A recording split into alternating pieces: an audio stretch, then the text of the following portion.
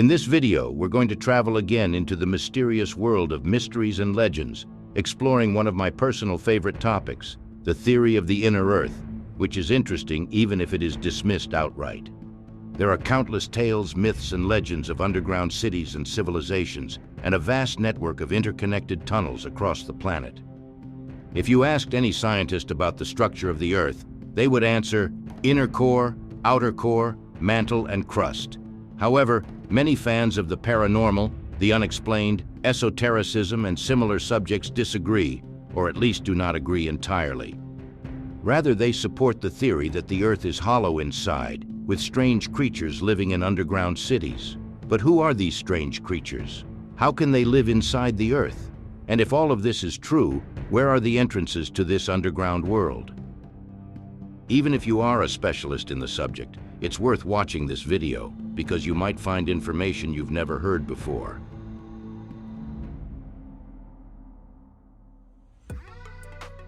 But before I get started, I would like to ask you, if you like the content you're about to see, please subscribe to my channel so you won't miss out on my upcoming content. Thanks. If you think that the assumption of the existence of an inner Earth or inner worlds is some kind of modern theory that conspiracy theorists and coherence theorists have blasted into the public consciousness in recent decades, you are wrong. The theory is rooted in the legends of many ancient cultures, according to which races and even entire civilizations have been living in underground cities in the interior of our planet since before the time of mankind, and that these peoples are technologically far more advanced than us and once lived on the surface of the Earth thousands of years ago. Others believe that several extraterrestrial species share the worlds of the inner Earth. Others believe that the inhabitants of the inner Earth are not from other planets, but were created on Earth by extraterrestrial beings many thousands of years ago. But let's travel back in time a little and see where the legends come from. Since ancient times, many peoples and cultures have been convinced that there is another unseen world below us, unknown to humans. In the myths, legends, and folklore of various tribes and civilizations, there are accounts of this world, of an underground kingdom or empire from which these tribes and peoples derive their origins. For example, the underground world of Hades, the god of the underworld and lord of the dead in ancient Greek mythology. Svartalfheim in Norse mythology, the hell of the Christians, the underground underworld of the Jews, Sheol, and so on. A similar dark place is mentioned in Kabbalistic and Tibetan literature. The Tibetan people tell a story, passed down from generation to generation, of an ancient city of Shambhala, deep in the bowels of the earth. Indian legends say that there is a world beneath the earth, and that their people were the first to come to the surface to populate it. But even the Eskimos have their own similar beliefs derived from their folklore. The legends of many of the aforementioned cultures, and of many others not mentioned, hold that there are entrances to the hidden world beneath our feet, which are scattered in many places on the surface of the earth. Perhaps the best known of these are at the two poles of the earth, the North Pole and South Pole. We will come back to this later. Officially, the history of the hollow earth theory began in the 17th century, when the famous English astronomer and mathematician Sir Edmund Halley first proposed the scientific hypothesis. Halley was also a great and distinguished astronomer and discovered Halley's Comet, which orbit he was able to determine accurately 300 years ago, the first of the periodic comets to do so. After a series of observations of the Earth's magnetic field, Halley concluded that the anomalies he observed could only be explained by the fact that the Earth is made up of two spheres, an outer solid sphere and an inner hollow sphere, each with its own magnetic axis. However, his theory was challenged by other scientists and the skeptical side of society at the time. Although this hypothesis was eventually forgotten, there were always people who occasionally spoke out in favor of it. In 1818, John Cleves Sims Jr., and in 1824, Jeremiah N. Reynolds revisited the subject, insisting that our planet was completely hollow inside. Sims not only claimed that the Earth was hollow, but also that the world inside it was made up of different levels. Incidentally, both have made numerous lecture tours promoting their theories. Jules Verne's novel, A Journey to the Center Earth, published in 1864, also played a major role in promoting this theory to the wider public.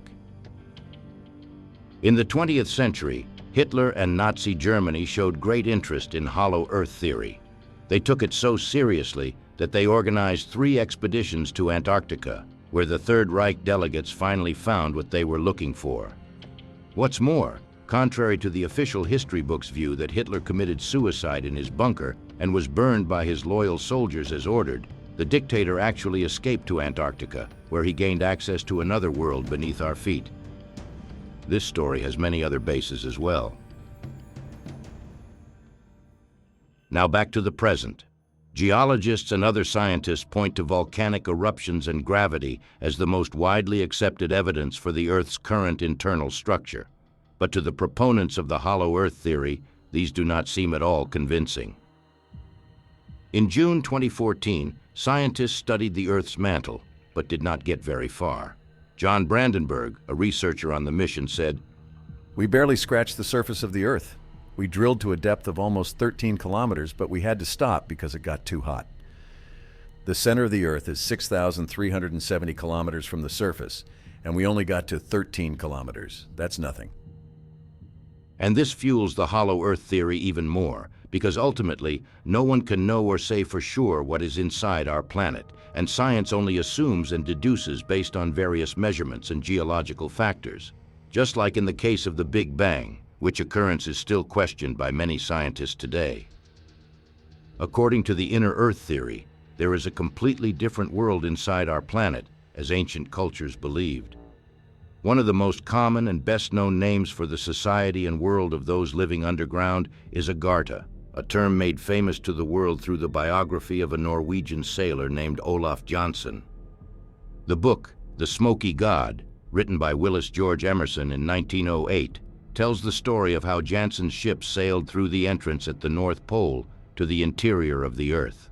According to the book, Jansen lived for 2 years with the inhabitants of the underground colonies, which were about 3.6 meters high and lit by a smoky central sun. Some believe that this mysterious, gigantic species is the same as the giants that inhabited the Earth's surface in prehistoric times, which are also widely recorded in ancient legends. According to some of these legends, the giants were forced to take refuge below the surface of the Earth because of the many upheavals and wars that plagued it. This war was fought between the Atlanteans and the Lemurian people, and the use of thermonuclear weapons eventually led to the extinction of these 2 highly advanced civilizations. Of course, the word thermonuclear was not used in the ancient legends, but only what we know today suggests that it might have been. Proponents of the theory say that the proof of this all-consuming global conflagration is the desertification of many areas of the Earth, with the Sahara, the Gobi Desert, the Australian outback, and the American deserts being just a few examples of the astonishing scale of the devastation. And these civilizations have placed their sacred teachings and records of their technology in cities and structures that have been preserved as shelters for people, and which have served as safe repositories for posterity. One of these structures is the Great Pyramid in Egypt, which is said to contain a hidden chamber of records that would once and for all clarify the history of mankind and the many advanced species that preceded it, or the Hall of Records, supposedly located under the Sphinx, which Egypt's leading archaeologists are trying to keep hidden from humanity with fire and sword. There are several known entrances to Agartha in the world. For example, the Mammoth Cave in Kentucky, USA, Mount Shasta in California. The Agartha civilization and the city of Telos are said to be perpendicular under the mountain. Manaus, Brazil. Mato Grosso, Brazil. The city of Posset is located here. Iguazu Falls on the border of Brazil and Argentina. Mount Ipomeo, Italy. Gateway to the city of Shanxi in Tibet. Mongolia, the alleged site of the underground city of Xinhua, accessed through a hidden entrance in the vast barren landscape of the Gobi Desert on the Sino-Mongolian border. Rama, India. A long-lost underground city may be here, also called Rama. Pyramids of Giza in Egypt, direct access to the halls of Amenti. King Solomon's Mines. The Caves of Deros. North Pole and South Pole. And speaking of poles, in the late 1960s, the SSA-3 and SA-7 satellites took some interesting photos of the poles. In the photo of the North Pole in particular, there was a huge hole that immediately reminded theorists of the legend of the inner Earth. It has since been discovered that this hole is simply the result of satellites not taking a single photograph of a given area, but rather taking a series of photos of it, which are then stitched together to form a single, coherent whole image. This can be clearly seen by zooming in on the edges of the hole. However, one wonders why there are no pictures anywhere that actually show the two poles. Why have the satellites not taken any pictures of the poles? It is incomprehensible to me that if official pictures of the poles are already being taken, this area is not being photographed. It seems more likely that they were deliberately omitted from the images that were eventually released to the public. A look at Google Earth doesn't get us any further, as interestingly, the photos of that part of our planet are not elaborated at all at any of the poles. Tibetan monks have been talking about an underground world, Shambhala, for thousands of years. They believe that the people there are perfect and much wiser than us. Among them reigns a king who can read human souls. They also speak of a tunnel that connects Tibet to this fabulous kingdom, although they note that there are entrances to it in many other places on Earth. The ruler of this world is surrounded by superior beings who teach the representatives of humanity, science, art, religion, and philosophy. In India, there is an ancient belief about a race of people who live in an underground world called Patala, or Patala Loka. Patala, by the way, means what is under the feet. This world is inhabited by a race called the Naga, who live in Bhogavati, the capital of this realm, which means inhabited by snakes. The Nagas are described as a highly evolved, magnificent, wonderful, and proud demigod race, whose technology and sophistication is highly superior to mankind. They are able to change their physical form so they can appear as humans, half human, half snakes, or even fully snakes.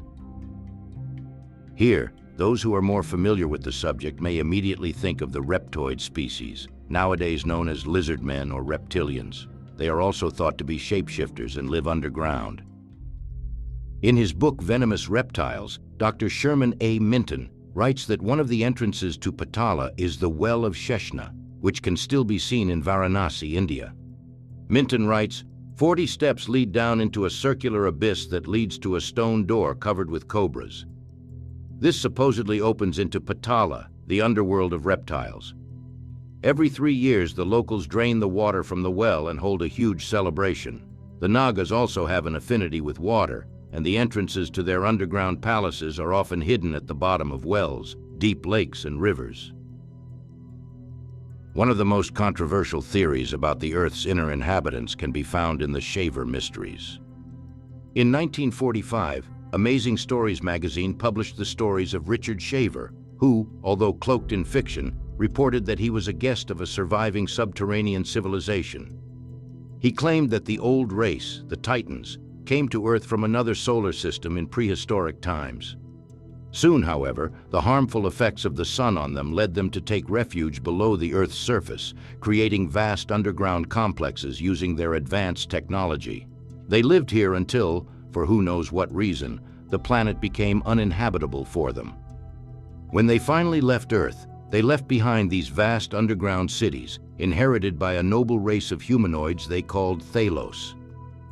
Over the next many thousands of years, he claimed, this race would degenerate into a mentally retarded and sadistic people he called Deros. These beings resembled robots in the sense that their behavior was completely devoid of emotion.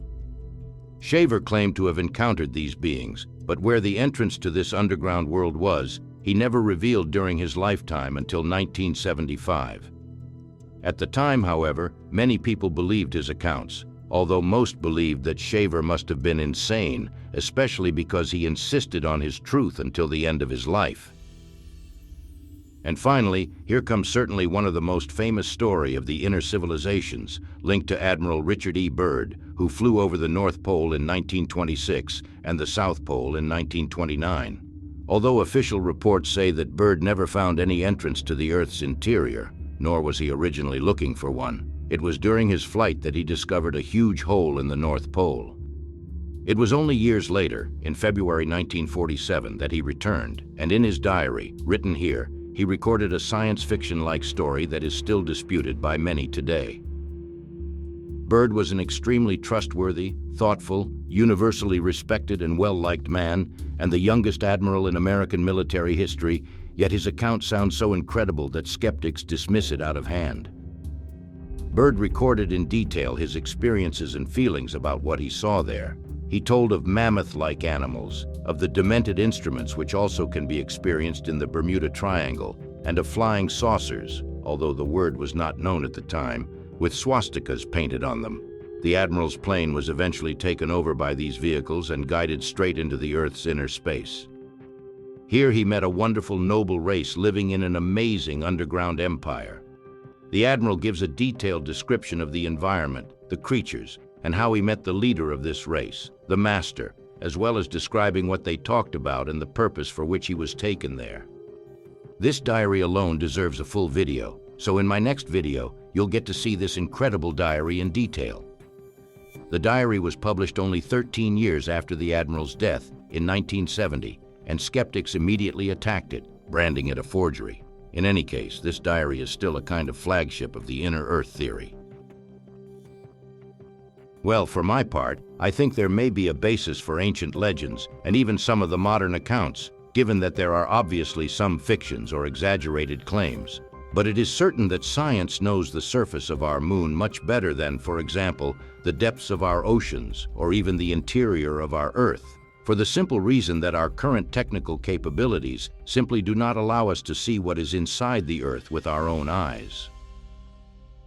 This video, of course, does not cover every single theory or story that fits the bill, but it does give you an overview of the many different origins of the inner Earth theory. Well, what do you think? Do you think it's possible that the Earth doesn't just belong to us humans? In the comments, please make sure you write down your thoughts on what you think. Check out my previous videos for more interesting content. Don't forget to subscribe to my channel, like the video if you liked it. Thank you very much for your attention. See you in the next video.